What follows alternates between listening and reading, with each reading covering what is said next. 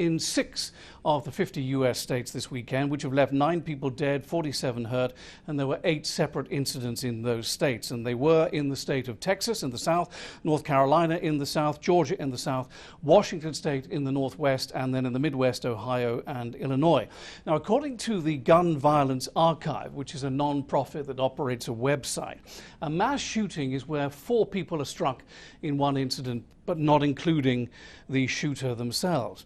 According to the Gun Violence Archive, we've had 272 such mass shootings so far in 2021. That's up 40% from the 194 that there were in June of last year, and up 69% from the 164 that there were in up to June of 2019. So those figures are up to this point in those 2 previous years.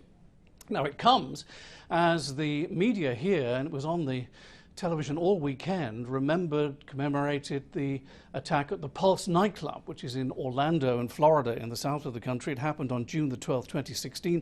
One gunman went into the club and killed 49 people and injured 53 of them. And when this happens, when there's an anniversary gas or when there is an incident like we've seen over the weekend, and there's 8 incidents in 6 states, everyone expresses absolute outrage. But probably very little will change, because gun ownership is one of the issues that truly divides Americans. It is said that 42% of all households have at least one gun, and there are almost 4 million of them out there in the country.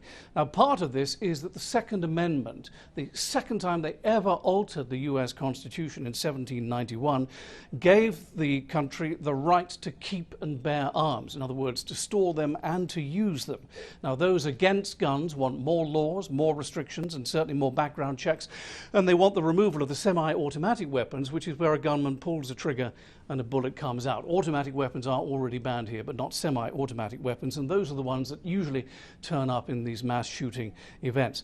Now, finally, those in favor of bearing arms point to 2 things. One is that Second Amendment, which guarantees their right to bear and use arms. They also say this every time: it's not guns that kill people, it's people that kill people.